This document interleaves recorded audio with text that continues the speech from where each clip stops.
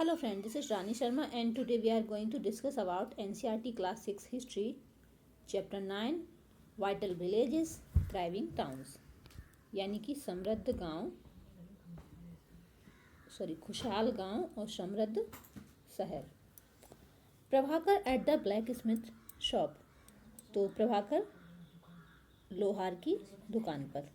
Prabhakar sat watching the smiths at the local shop, तो प्रभाकर लोहार को दुकान पर काम करते हुए देख रहा है। There was a small bench on which iron tools like axes and sickles were laid out. वहाँ पास में एक छोटी सी बेंच है, उसके ऊपर कुछ आयरन टूल्स यानी लोहे के औजार पड़े हुए हैं, जैसे कुल्हाड़ी और हसिया, रेडी फॉर सेल, जो कि बेचने के लिए तैयार हैं। A bright fire was burning, और एक साइड आग जल रही है।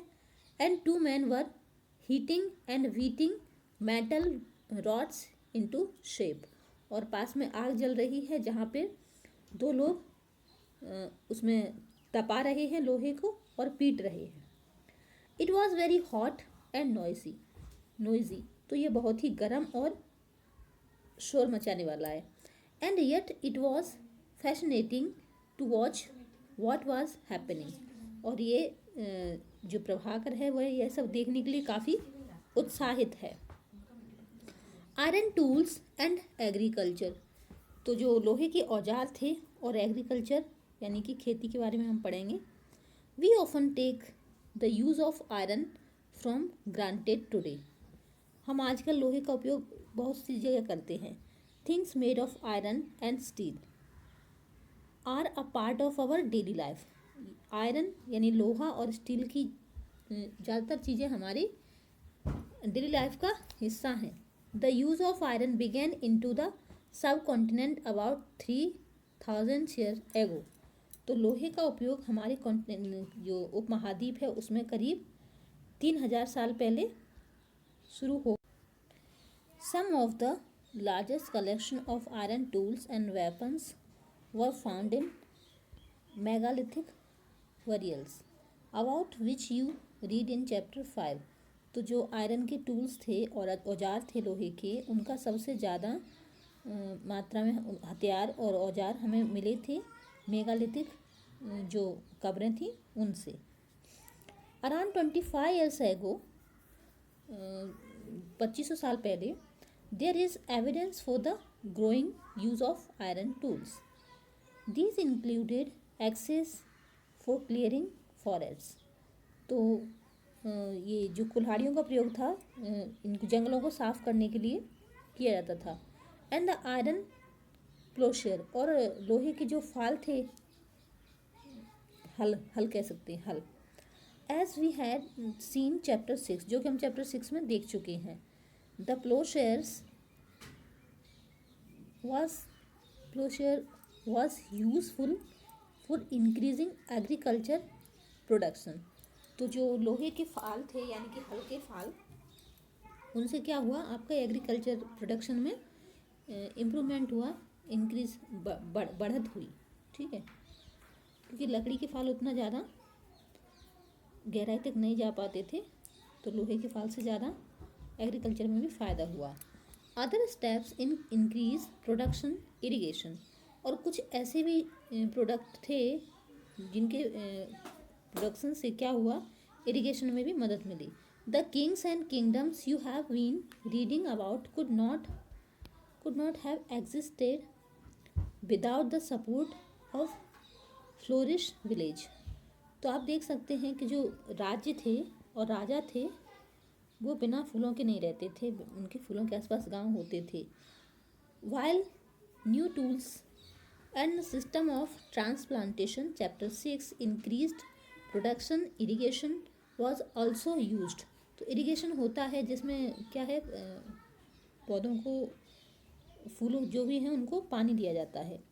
Irrigation works that were built during this time included canals, wells, tank and artificial lakes, तो इस समय पानी के लिए क्या होने लगा था, कुएं खुदने लगे थे, टैंक्स बनने लगे थे, और आर्टिफिशियल लेक्स यानी कि झीलें बनने लगी थी। ये आयरन टूल्स यहाँ साइड में दिख रहे हैं आपको, iron tools. Here is set of captions, choose the right one of each of the picture, sickle, tongs and x. यानी कि हसिया कैसे, हसिया है, कुल्हाड़ी है और सड़सी, ठीक है। Prepare a list of at least 5 object made of iron और steel that you use almost every day. तो ये आपको इन चीज़ों की लिस्ट बनानी है जो हम डेली यूज में प्रयोग करते हैं, लोहे के tools. If you look at the chart you will find that some of the stages in the construction of irrigation works are mention. तो यहाँ इरिगेशन के कुछ काम दिए गए, जैसे किस किस चीज़ में होता था use. Fill in the rest by using the following phrases. Labor is provided by the people. Farmer also benefit because crop production is more certain. Farmers have to increase production to pay taxes. Kings provide money and plan irrigation works. तो यहाँ हम देख रहे हैं तो irrigation से क्या क्या फ़ायदे हुए वो यहाँ बताए गए हैं। पहली बात तो ये कि लोगों को काम मिला, दूसरी बात किसानों को प्रोडक्शन में फ़ायदा हुआ, ठीक है।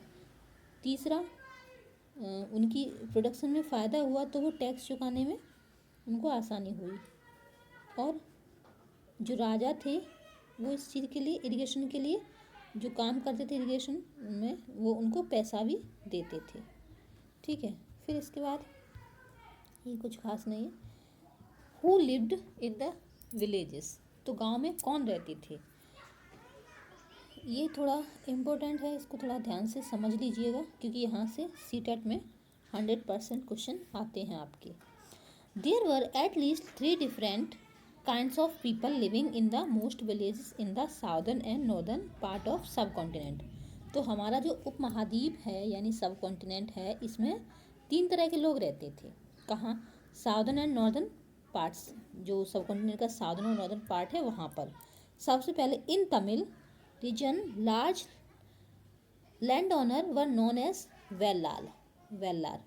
तो तमिल में जिनके पास बहुत बड़ा भूभाग होता था उनको वेल्लार कहा जाता था, वेल्लार, ठीक है।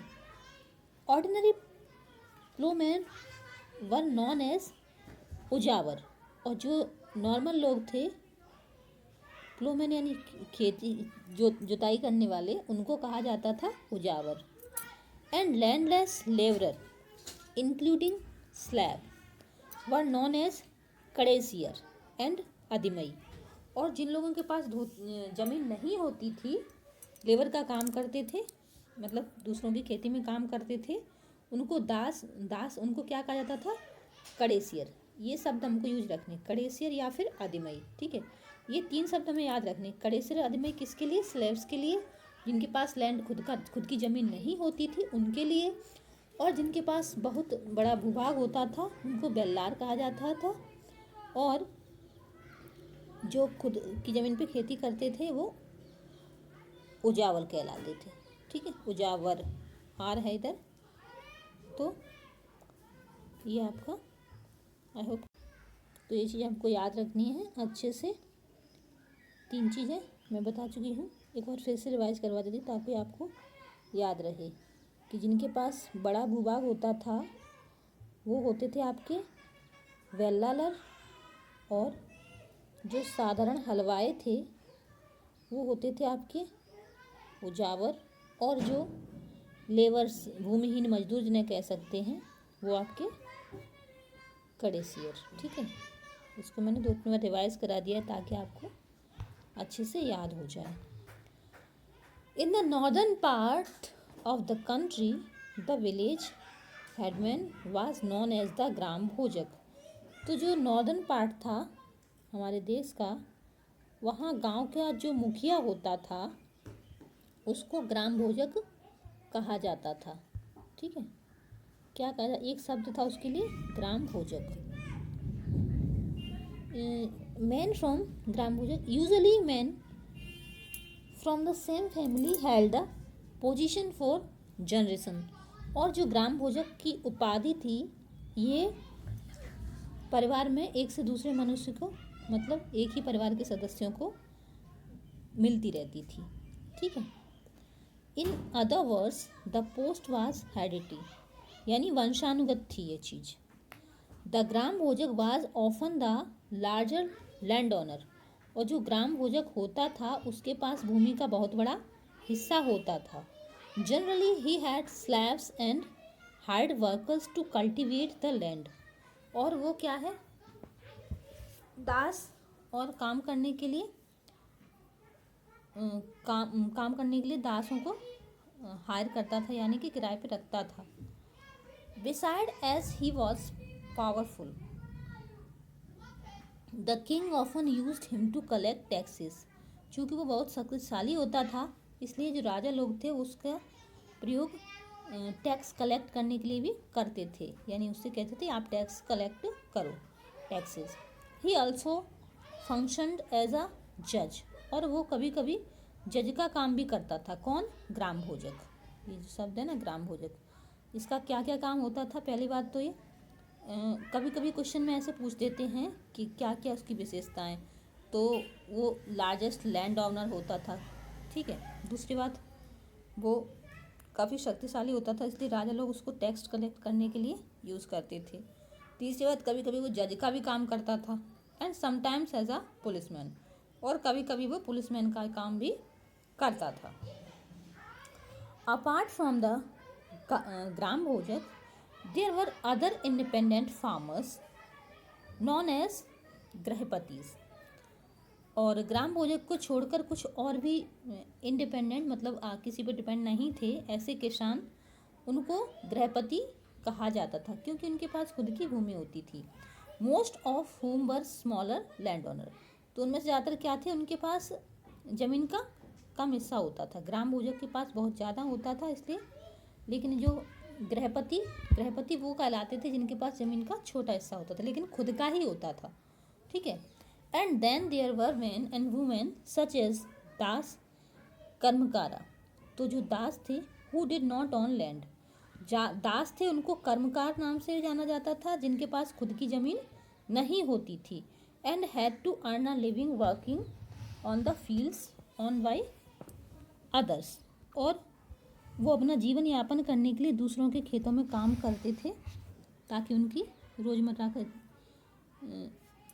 लाइफ सर्वाइव कर सकें वो अपना। In most villages there were also some craft person such as the blacksmith, potter, carpenter and weaver, तो गाँव में और लोग भी थे जिनमें शिल्पकार आ सकते हैं, लोहार आ सकते हैं, कुम्हार आ सकते हैं, और बढ़ई और बुनकर, ये सब लोग भी गांव में काम करते थे। द अर्लीस्ट तमिल कंपोजिशन, तो जो तमिल की कुछ रचनाएं थीं,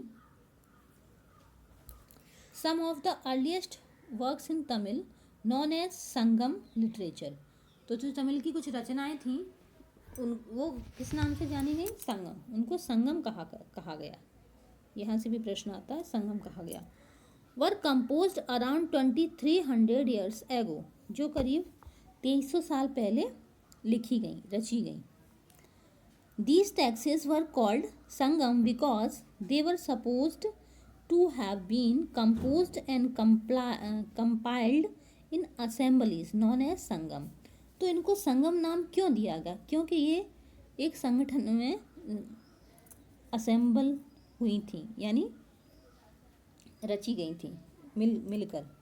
of poets that were held in the city Madurai आपके साउथ में है, सी में page number 7। The Tamil terms mentioned above are found in Sangam literature, तो इसमें तमिल जो आपका तमिल है, यानी कि जो तमिल आपके रहते थे मदुरई, उसमें उनको तमिल संगम में मेंशन किया गया है, उनका जिक्र किया गया है। ठीक है, नेक्स्ट है आपका finding out about cities, stories, travellers, sculpture and archaeology. तो हम यहाँ पे अब शहरों के बारे में खोजेंगे, कहानियों के बारे में, जो ट्रैवलर थे यानी यात्रीगण उनके बारे में, स्कल्पचर और आर्कियोलॉजी, इन सब के बारे में देखेंगे। You may have heard of Jatakas. तो सभी बच्चों को पसंद होती है जटाका टेल्स, आप लोगों ने भी पढ़ी होगी, लेकिन इसमें लिखा है आपने जटाका टेल्स के बारे में तो सुना ही होगा। These were stories that were probably composed by ordinary people. तो जो इस जटाका टेल्स होती थी, इस तरह की स्टोरी होती थी, वो ऑर्डनरी यानी साधारण लोगों के द्वारा लिखी जाती थी। And then written down and preserve by Buddhist monk, और लिखे जाने के बाद बुद्धिस्ट मॉन्क में संभाल के रखी जाती थी। Here is part of Jataka story which tell us how a poor man gradually become rich. तो यहाँ पे आपको एक जटाका टेल्स, ये गरीब आदमी की स्टोरी दी गई है कि किस तरह से वो अमीर बनता है। ठीक है, अपना दिमाग यूज करके, जातक कथाएं हम कह सकते हैं। ठीक है, जातक कथाएं सभी को पढ़ने में अच्छी लगती हैं। तो चलिए स्टोरी का मज़ा लेते हैं। द क्लेवर पुअर मैन, यानी कि एक चतुर गरीब आदमी। Once upon a time there was a clever poor young man who lived in a city. एक समय की बात है कि एक गरीब चतुर आदमी था जो शहर में रहता था। His only resource was a dead rat. उसके पास सिर्फ क्या साधन था? मरा हुआ चूहा। ठीक है, he started off by selling it for a coin to a hotel for their cat. तो एक होटल के लिए उसने क्या, इसको बेचकर एक कॉइन ली। देन वन डे, फिर एक दिन, देयर वॉज अ स्टॉर्म, काफ़ी तूफान था। The Kings garden was littered with branches and leaves. तो राजा का जो बगीचा था तूफान की वजह से भर गया, किससे? शाखाओं और पत्तियों से। And the gardener was at a loss as to how to clean the mess. और गार्डनर बहुत परेशान था कि इसको कैसे साफ किया जाए। The young man offered to clean the gardener if he could keep the wood and leaves. तो उस आदमी ने कहा कि वो उसको साफ कर सकता है, लेकिन एक शर्त पे कि वो लकड़ी और पत्तियां खुद ही लेगा। ठीक है, the gardener agreed to once. तो जो आपका गार्डनर था, बागवान था, वो तैयार हो गया इस बात पे। The young man rounded up all the children who were playing with an offer of sweets for every stick and leaf that they could collect. तो उसने क्या किया, जो बच्चे वहाँ खेल रहे थे उन सबसे कहा कि तुम सब लोग ये पत्तियाँ और लकड़ियाँ इकट्ठी करोगे तो तुम्हें मिठाई का एक एक पीस मिलेगा। In no time every scrap had been neatly piled near the entrance. तो बच्चे थे, खेल खेल में ज़्यादा समय नहीं लगा और उन्होंने सब इकट्ठा कर दिया। जस्ट देन, उसके बाद, the king's potter was on the look out for fuel with which to bake his pots. तो कुछ समय बाद क्या था, जो राजा का कुम्हार था उसको लकड़ियों की ज़रूरत थी अपने मटके पकाने के लिए। So he took the whole lot and paid the young man for it. तो उसने, कुम्हार ने उससे लकड़ियाँ खरीदी और आपने उसके लिए उसको पैसा दिया। अब young man now thought of another plan. अब वो जो आदमी था एक दूसरा प्लान सोचने लगा। He carried a jar full of water to the city gate. उसने एक बड़ा सा जार, बर्तन लिया पानी से भर के और सिटी के गेट पे खड़ा हो गया। And offered water to gate 500 grass cutters. और वो उस पानी के बदले, पानी को 500 जो घास के वो थे, गट्ठर थे, उनके बदले देने लगा। They were pleased and said, you have done us a good turn, tell us what can we do for you. तो उन लोगों से जिनको इसने जो घास बेचने वाले थे उनको पानी पिलाया पहले, तो उन्होंने कहा कि मैं आपके लिए क्या कर सकता हूँ, ठीक है। ही replied I will let you know when I need your help.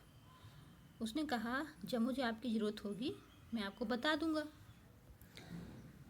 He then made friends with a trader, और फिर उसने कुछ ट्रेडर थे उनको अपना दोस्त बनाया। वन डे, एक दिन, the trader told him tomorrow a horse dealer is coming to town with 500 horses. कल एक घोड़े का जो व्यापारी है वो आ रहा है अपने 500 घोड़ों के साथ। Hearing this our young man went back to the grass cutters. ये सुन के वो जो ग्रास कटर थे जिन्हें उसने दरवाजे पे पानी पिलाया था, 500 ग्रास कटर थे, उनको पानी पिलाया था। शायद मैं कुछ गलत बोल गई थी उस टाइम। उनकी याद आई। He said please give me a bundle of grass each. तो उसने उन सब से कहा कि आप सब मुझे बस एक ग्रास का बंडल दे दीजिए। And don't sell your grass till mine is sold. और अपना घास तब तक मत बेचना जब तक मेरा ना बिक जाए, ठीक है। दे एग्रीड, वो राजी हो गए। And gave him 500 bundles of grass, और उसको 500 घास के बंडल दे दिए। When the horse dealer could not buy grass anywhere else, he purchased the young man's grass for 1,000 coins। तो जब उन लोगों को कहीं और घास नहीं मिला, क्योंकि सबसे उसने मना कर दिया था, तो उन्हें उसी यंग मैन से खरीदना पड़ा घास 1000 कॉइन में, ठीक है। फिर इस तरह से क्या है, वो धनी हो गया अपनी चतुराई से। तो ये जातक कथाएं हैं, Jataka tales. We can use their kind of evidence to find out we can use other kind of evidence to find out about life in some of these early cities. Sculptures, carved scenes depicting people lives in towns and villages as well as in the forest. Many of these sculptures were used to decorate railings, pillars and gateways of buildings that were visited by people. तो इस तरह की कहानी हमें, और इस तरह के, तो हमें कुछ और भी स्रोत हैं जिनके माध्यम से पता चलता है कि किस तरह से जो शिल्पकार होते थे वो जहाँ से लोग आते थे वहाँ की दीवारों को सजाते थे, ठीक है। फिर हम अब यहाँ चलते हैं सांची के स्तूप, जिनके बारे में हम, तो यहाँ पे ये स्कल्पचर फ्रॉम सांची, ये सांची का स्तूप है। This is a sculpture from Sanchi, a site which stupa in Madhya Pradesh. Sanchi के स्तूप मध्य प्रदेश में है, ये तो आपको पता ही होगा। Showing the seen in a city, you will learn more about Sanchi in chapter 12। तो चैप्टर 12 में हम सांची के बारे में ज़्यादा पढ़ेंगे, तब तक हम थोड़ा कुछ और देख लेते हैं। Many of cities that developed from about 25 years ago were capital of the mahajanapadas that you learn about the chapter 6। तो 2500 साल पहले बहुत से सारे विकसित हुए जिनके महाजनपद के रूप में, जो हम चैप्टर 6 में पढ़ चुके हैं। Some of these cities were surrounded by massive fortification walls. तो उसमें से बहुत सारी जो शहर थे वो घिरे हुए थे, बहुत ही फोर्टिफाइड का मतलब होता है एक तरह से किलेबंदी, मोटी मोटी दीवारों से। In many cities archaeologist have found rows of pots. तो जो आपके आर्कियोलॉजिस्ट यानी पुरातत्वविद थे, उन्होंने बहुत से शहरों में पॉट्स यानी बर्तन, ऊपर अब यहाँ देख ना उसकी रॉज यानी पंक्तियों को भी देखा है। और ceramic rings arranged one on top of the other, और सिरेमिक रिंग जो कि एक दूसरे के ऊपर रखी हुई थी। These are known as ring wells, जो कि रिंग वेल के नाम से जानी जाती हैं। These seems to have been used as toilets in some cases. तो इन्हें टॉयलेट के रूप में कई जगह यूज किया गया था। And as drains and garbage dumps, और ड्रेन के रूप में यानी नालियों के रूप में, और गार्बेज डंप करने के लिए। The rings wells are usually found in individual houses. और जो इस तरह की रिंग थी इंडिविजुअल हाउस मतलब हर व्यक्ति के हाउस में पर्सनली भी बनाई जाती थी। We have hardly any remain of places market or of homes of ordinary people. तो ये हमें उन लोगों के घर में मुश्किल से मिलती हैं जो बाज़ार में थे और नॉर्मली लोगों के घर में थे, ऑर्डिनरी पीपल के घर में थे। Perhaps some are yet to be discovered by archaeologists, others made of woods, mud bricks and thatch। तो ये इसमें से ज़्यादातर किसकी बनी होती थी? आर्कियोलॉजिस्ट ने कुछ फाइंड की हैं, लकड़ी की बनी होती थी, मिट्टी और भूसा से। मे नॉट हैव सर्वाइव्ड, जो कि अब जिंदा नहीं है, मतलब बची नहीं है। Another way of finding out about early cities in from the accounts of sailors and travelers who visited them. Another way of finding out about early cities in is how much disturbed is. Another way of finding out about early cities in is from the accounts of sailors and travelers who visited them. One of the most detailed account that has been found was by an unknown Greek sailor. He described all the ports he visited. तो यहाँ हम इसको ये खोजने के लिए कुछ और तरीके भी हैं हमारे पास। पहली जो सिटी थी उनको खोजने के लिए, और एक जो क्या था अज्ञात ग्रीक सेलर था, उसने उन सभी पोर्ट्स के बारे में डिस्क्राइब किया है जो जो उसने घूमे थे। अब हमें फाइंड करना है वो, है ना। Find Bharuch on map 7। तो भरूच जो कि गुजरात में है, और इसको क्या कहा जाता था? The story of Barygaza. तो ये story of Barygaza, the Greek name of Bharuch. तो वेरीगाजा का जो ग्रीक नेम था वो भरूच था। अब उसकी कहानी से थोड़ा सा हम पढ़ लेते हैं। The gulf is very narrow at Barygaza. तो जो वेरीगाजा की गल्फ थी यानी कि खाड़ी थी, बहुत ही सकरी थी।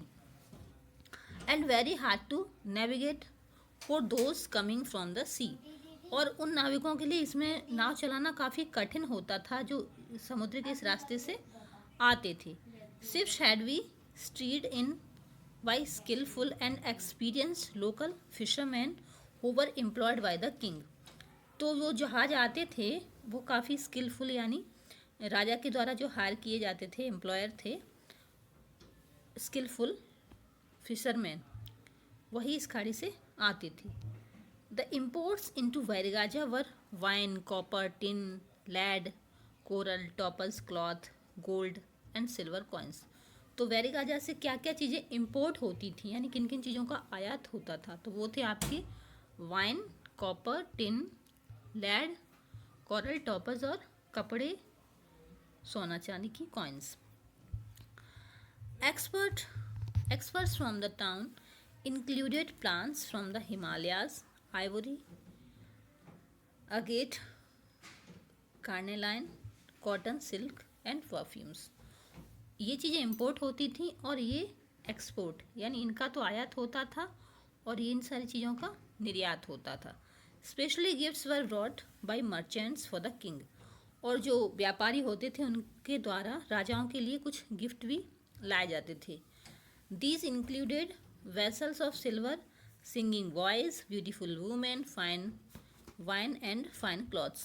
जिनमें क्या रहता था? चांदी के बर्तन रहते थे और गाने वाले लड़के रहते थे, सुंदर महिलाएं रहती थीं और अच्छी अच्छी वाइन रहती थी, ठीक है, और बढ़िया कपड़े रहते थे, ठीक है। फिर आपका कॉइन्स, थोड़ा कॉइन्स के बारे में देख लेते हैं। You may have noticed how well this measured in term of coins in the story of page 90। तो पेज 90 पे हम कॉइन के बारे में पढ़ चुके हैं। Archaeologists have found several thousand of coins belonging to this period. The earliest coins which were in used for about 500 years were punched mark coin। तो इनको punched mark coin क्यों कहा? Such as the one shown below, they have been given his name because the designs were punched on the metal, silver और copper. तो पहली बात तो ये सिल्वर और कॉपर की कॉइन हुआ करती थी। दूसरी बात, इनको पंच कॉइन यानी कि आहत सिक्का कहा जाता था। तो और इनको ये आहत सिक्का क्यों कहा जाता था? क्योंकि इनको पंच करके बनाया जाता था, इनको आहत करके बनाया जाता था, इसलिए इनको आहत सिक्का कहा जाता है। ठीक है, फिर है आपका अदर मीन्स ऑफ एक्सचेंज। तो एक्सचेंज के कुछ और भी साधन थे।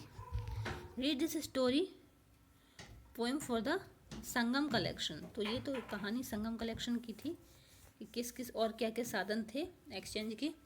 As they carry the white paddy of their land, कविता जैसी है, कहानी जैसी। तो यहाँ कुछ इम्पोर्टेंट नहीं है, तो leave this. Cities with many functions.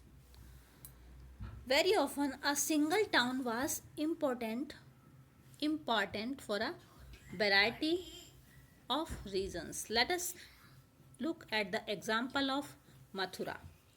तो चलिए मथुरा का एक उदाहरण ले लेते हैं। मथुरा आपका यूपी में है, सभी को पता होगा। इसमें मैप एक साथ देख लेंगे। Mathura has been an important settlement for more than 25 years ago. It was important because it was located at the crossroad of two major routes of travel and trades, from the northwest to the east and from the north to south. There were fortification around the city and several shrines. Farmer and herders from adjoining areas provided food for people in the city. Mathura was also a center where some extremely fine sculpture was produced. Around 200 years ago, Mathura became the second capital of the Kushans, about whom you will be reading in chapter 10. Mathura was also a religious center. There were Buddhist monasteries, Jain shrines, and it was an important center of the worship of Krishna. Several inscriptions on surface such as stone slabs and statue had been found in Mathura. Generally, these are short inscriptions recording gifts made by men and sometimes women to monasteries and shrines. These were made by kings and queens, officials, merchants, and crafts persons who lived in the city. For instance, inscription from Mathura mention goldsmiths, blacksmiths, weaver, basket maker, garland maker, and perfumers. ये देखिए map अभी दिखाई देते हैं इसमें।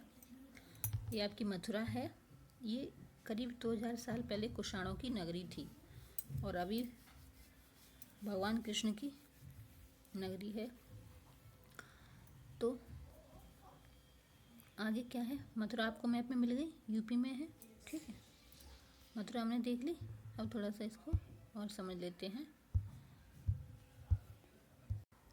तो मथुरा हम map में देख चुके हैं। अब यहाँ क्या था कि बहुत से शहर, very often a single town was important for a variety of reason. बहुत जो शहर थे कुछ कारणों से महत्वपूर्ण बन गए। तो हमने मथुरा देख लिया। अब मथुरा क्यों महत्वपूर्ण बना था? मथुरा करीब 250 साल पहले किस लिए महत्वपूर्ण था? क्योंकि पहली बात तो यहाँ पे 2 महत्वपूर्ण रास्ते थे। ठीक है, जो कि हम पढ़ चुके हैं। एक तो पूर्व से पश्चिम की ओर, नॉर्थ वेस्ट, सॉरी,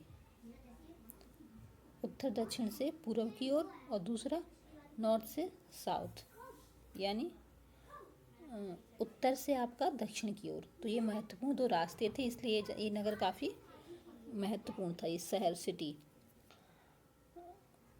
और इसमें क्या था? काफ़ी श्राइन्स थे इसमें, किसान थे, हर्डर थे, और यहाँ के लोग जो आने जाने वाले थे उनको खाना देते थे। ठीक है, और ये मथुरा जो था वो स्कल्पचर के लिए भी काफ़ी फेमस था। और करीब 2000 साल पहले क्या था, ये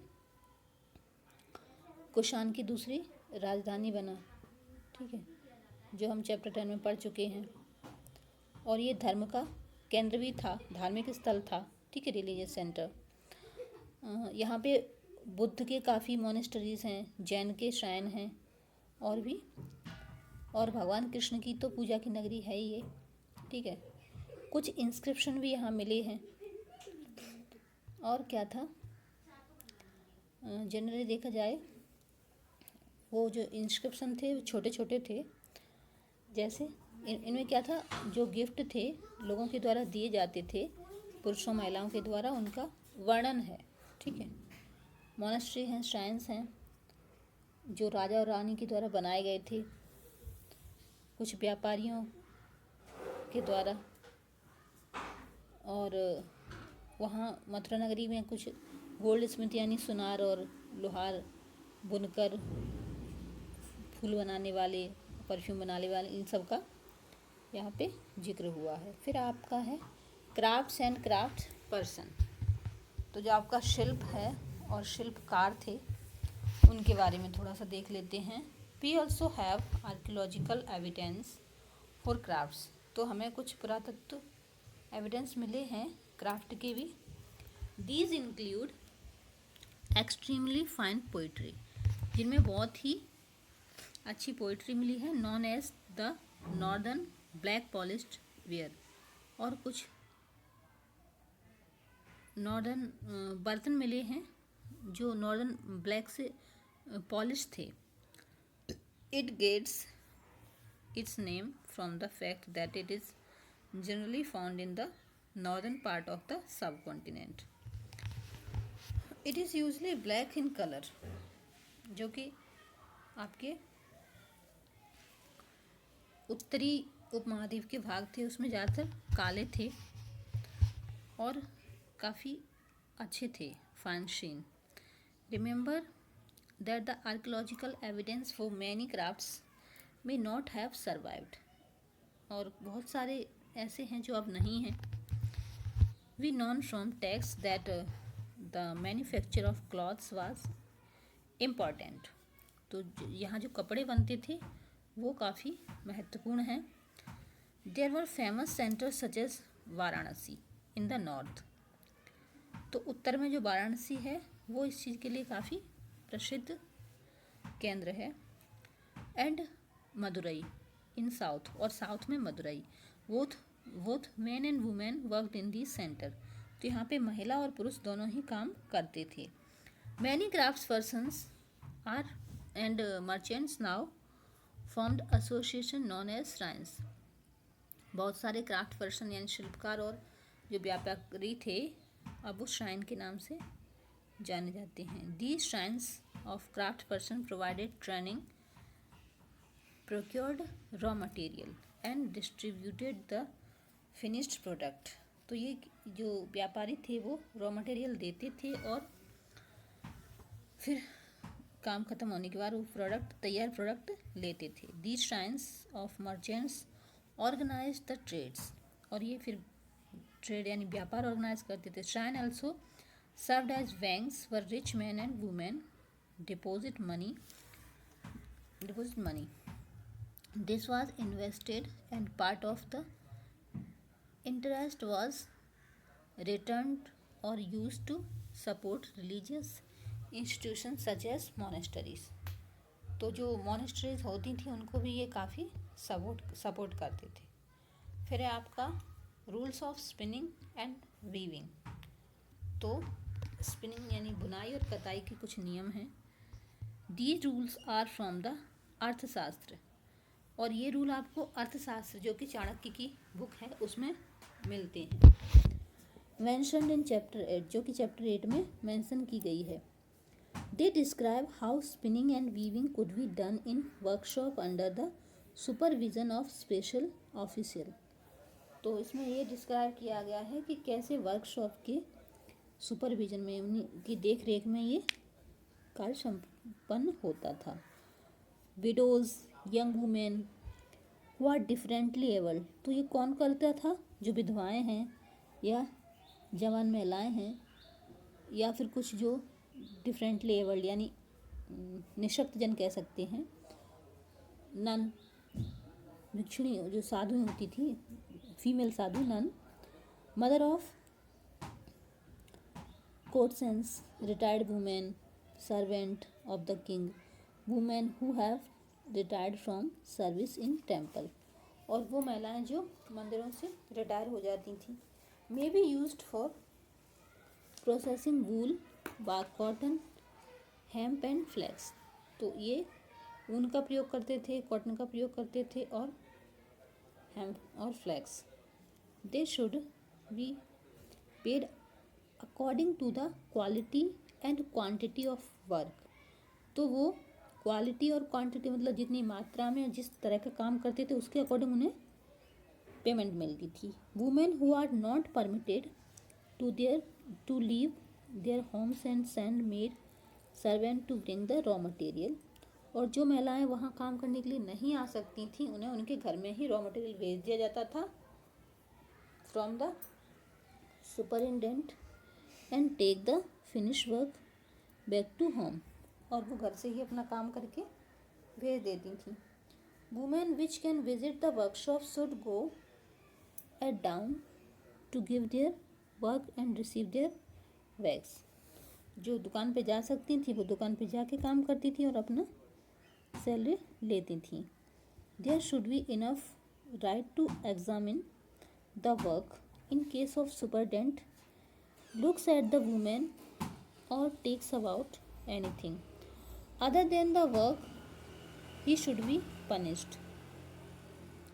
If a woman does not complete her work, she will have to pay a fine and her thumb can be cut off. ये बड़ा महत्व। तो क्या था, जो महिलाएं अपना काम टाइम पे कंप्लीट नहीं करती थी या कुछ उसमें मिस्टेक थी तो उन्हें उसके लिए फ़ाइन भरना पड़ता था, यहाँ तक कि कभी कभी अंगूठा काटने की भी नौबत आ जाती थी। ठीक है, ये अर्थशास्त्र के नियम है। अ क्लोजर लुक अरिकामेडू। अब अरिकामेडू को भी एक नज़र से देख लेते हैं नज़दीकी से। फाइंड अरिकामेडू इन पौंडीचेरी। पौंडीचेरी आप लोगों को पता है कहाँ है, तो उसी में आप मैप देखेंगे तो आपको अरिकामेडू भी मिलेगा। हमने भी मथुरा में देखा, वहीं इसीलिए एक साथ मैप देखना बेहतर रहता है, बार बार नहीं जाना पड़ता, लेकिन कोई नहीं। And read the box of Rome on page 96।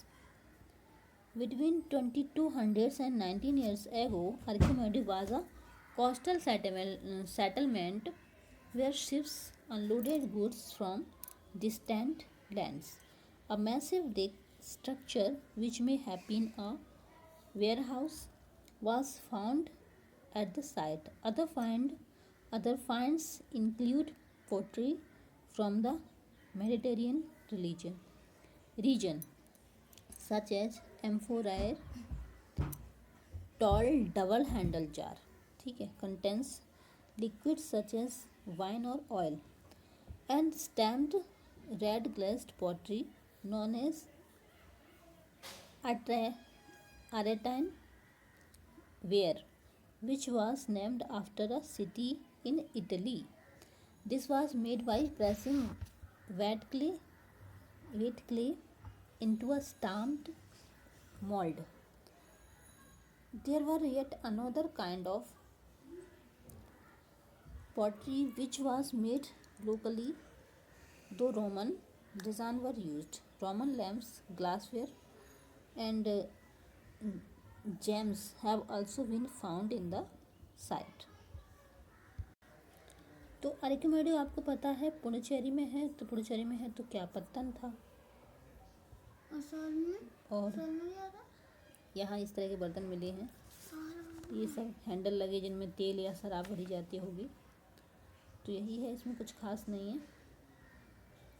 फिर है आपका small tanks have been found that are probably dyeing vats use to dye cloth, तो कुछ ऐसे बर्तन मिले हैं जिनमें शायद कपड़े डाई करने के लिए रखे जाते होंगे। There is plenty of evidence for the making of beads from semi precious stones and glass, काफ़ी सारी मात्रा मिली। फिर ये है Tamil Brahmi inscription. Inscription wise शिलालेख हार्ड सरफेस पे लिखे जाते हैं, अभिलेख होते हैं, तो ब्राह्मी इस तरह के भी मिले हैं। फिर है आपका एल्सवेयर यानी अन्यंत्र। तो इसमें क्या है, find Rome on map 6 page 84। तो इस बुक में this is one of the oldest city in Europe. तो रोम के बारे में पूछ रहे हैं, जो कि यूरोप की सबसे पुरानी सिटी थी। And develop around the same time as the cities in the Ganga valley. और उसी समय ये डेवलप हुई जब Ganga valley city Ganga valley के नज़दीक सिटी डेवलप हुई। Rome was the capital of one of the largest empire. ठीक है, रोम काफ़ी बड़ा one that spread across Europe, North Africa and West Asia. Augustus, one of the most important emperor who ruled about 200,000 years ago, said that he found Rome a city of bricks and made it into a city of marble. He and later rulers built temple and places. They also built huge amphitheaters, open areas surrounded by tiers of seats where citizens could watch and all kind of shows and public bath with separate timing from men and women, where people met and relaxed. Huge aqueducts channel to supply water were built to bring water to the city for the bath, fountains and toilets. तो यहाँ इसमें इसको आप map में देखिए। फिर यहाँ question आपने अभी शुरू में जो पढ़ा वीडियो में देखा वहीं से क्वेश्चन है, फिल इन द ब्लैंक्स। यहाँ क्वेश्चन मैं बता देती हूँ, आंसर आपको कितना समझ आया उसके अकॉर्डिंग फिल कीजिए। ठीक है, तो आपका फर्स्ट क्वेश्चन है, was a word used for large land owner in Tamil. तो वहाँ मैंने काफ़ी 2-3 बार आपको रिवाइज कराया था कि जिसके पास बड़ा भूभाग होता है वो कौन कहलाता है। ठीक है, तमिल में। ठीक है, तो यहाँ आप फिल कीजिए। सेकंड है, the gram Bhojak often got his land cultivated by the. तो जो ग्राम भोजक था वो अपना लैंड किसके द्वारा कल्टिवेशन किसके द्वारा करवाता था, ये भी मैंने काफ़ी अच्छे से मेंशन किया है। ऊपर आप देखिए स्टार्टिंग में प्लोमैन वर नॉन एज, और जो प्लोमैन यानी कि जो साधारण खेतिहार थे तमिल में, वो उनको क्या नाम कहा जाता था। 3-4 नाम मैंने बताए थे शुरू में अच्छे से। तो आपने कितने ध्यान से वीडियो देखा, नहीं समझ में आया तो फिर से जाके देखिए और आप इनका आंसर कीजिए। मोस्ट गृहपतिज वर लैंड ओनर। तो ज़्यादातर जो गृहपति थे वो किस तरह के लैंड ओनर थे, ये भी ऊपर अच्छे से मेंशन किया हुआ है। तो इनके आंसर आप देखिए, चाहे तो वीडियो बैक करके देखिए, अगर आपको समझ नहीं आया तो एक बार फिर से वीडियो देखिए, और समझ आ गया है, आपको याद है तो आप फिल कीजिए उनके नाम, आप कितना याद रख पाए। फिर है, describe the function of the gram bhojak, why do you think he was powerful. तो ग्राम भोजक के काम क्या क्या थे वो भी मैंने मेंशन किए हैं, काफ़ी अच्छे से समझाने की कोशिश की है। तो जहाँ से प्रश्न आते हैं उस चीज़ को मैंने काफ़ी अच्छे से मेंशन किया है, और वहीं से प्रश्न है इसमें। तो आप आंसर कीजिए और बताइए आपको कितना समझ आया। फिर है, list the crafts person who would have been present in both villages and cities. तो उन क्राफ्ट पर्सन यानी शिल्पकारों की लिस्ट बनाइए जो गांव में और शहरों में दोनों जगह थी। ठीक है, तो वीडियो आपको पसंद आया है तो लाइक कीजिए, शेयर कीजिए। लाइक करें ना करें इतना फ़र्क नहीं पड़ता, लेकिन शेयर ज़रूर कीजिए ताकि नॉलेज, मैं इतनी मेहनत कर रही हूँ तो मिल सके उन लोगों को जो इसके हकदार हैं। List the craft person who would have been present in both village and cities. Choose the correct answer. Ring well were used for. तो जो आपके बलय कूप थे, हम ऊपर पढ़ चुके हैं, रिंग वेल सांची के स्तूप में, वो किस चीज़ के लिए फेमस थे, किस लिए यूज किए जाते थे एक्चुअली। हाँ, तो ये भी आपने पढ़ा है, तो इसका भी आंसर कीजिए। फिर है, punch mark coin were made of. तो पंचमार्क कॉइन वही आहत सिक्कों के बारे में मैंने आपको समझाया है, तो किस धातु से बने होते थे वो भी आपने पढ़ा है। तो आंसर दीजिए और बताइए कमेंट बॉक्स में कि आपको वीडियो कैसा लगा, और मुझे लगता है जिस तरह से मैं कोशिश कर रही हूँ, क्योंकि एजुकेशन पर सबका अधिकार है, सबको मिलनी चाहिए, किसी भी तरह से मिले। और फिर है see, Mathura was an important village fort legion centre. तो ये तो अभी थोड़ी देर पहले ही पढ़ा था हमने कि मथुरा किस चीज़ के लिए महत्वपूर्ण माना जाता है मथुरा को। फिर आपका श्राइन वार एसोसिएट ऑफ, तो जो श्राइन थे वो किस चीज़ के लिए एसोसिएट किए जाते थे बताइए। फिर है लेट्स डिस्कस, इतना कुछ ज़्यादा नहीं है, यदि आप डिस्कशन में आपको अच्छा लगता है तो कीजिए, अदरवाइज़ ये चैप्टर हमारा ख़त्म हो चुका है। तो चलिए मिलते हैं हम नेक्स्ट वीडियो में चैप्टर 10 में। तब तक के लिए बाय बाय, टेक केयर। और वीडियो देखने के लिए धन्यवाद। और मुझे लगता है शेयर ज़रूर कीजिए, क्योंकि नॉलेज ज्ञान बांटने से ही बढ़ता है। तो आप भी इसमें मेरी हेल्प कीजिए।